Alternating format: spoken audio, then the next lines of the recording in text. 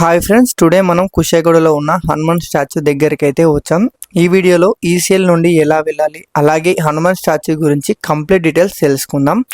టాపిక్లోకి వెళ్లే ముందు మన ఛానల్ని ఎవరైతే ముందుగా చూస్తున్నట్లయితే లైక్ చేయండి, సబ్స్క్రైబ్ చేయండి. ఈసీఎల్ నుండి కుషాయిగూడ వెళ్లే రూట్ లో లెఫ్ట్ సైడ్ లో ఈ స్టాచ్యూ ఉంటుంది.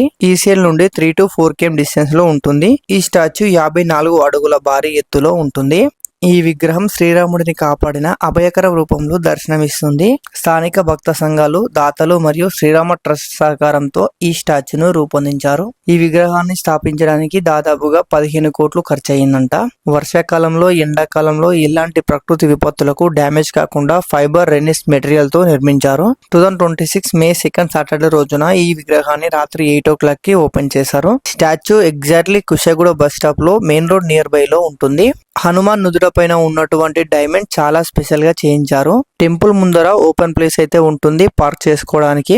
అంగరంగ వైభవంగా చాలా మంది భక్తులు వచ్చి గ్రాండ్ ఓపెనింగ్ చేశారు.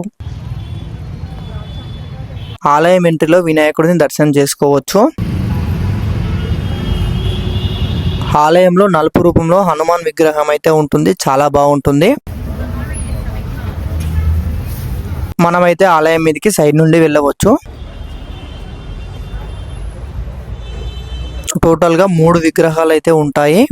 ఒకటి ఆలయం లోపల ఉంటుంది, మరొకటి స్టాచ్యూకి చిన్న విగ్రహం ఉంటుంది. స్టాచ్యూ అయితే ఆలయం పైన ప్రతిష్టాపించడం జరిగింది.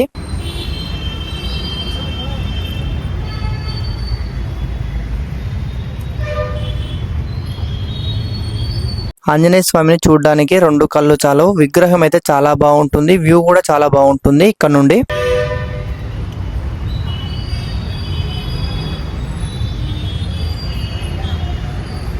ఇలాంటి హనుమాన్ విగ్రహం మన హైదరాబాద్ కుషాయిగూడలో ఉండడం మన అదృష్టం.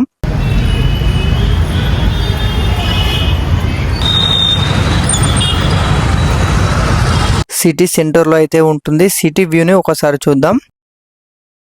ఈ రూట్లో వస్తే ఈ విగ్రహాన్ని విజిట్ చేయండి.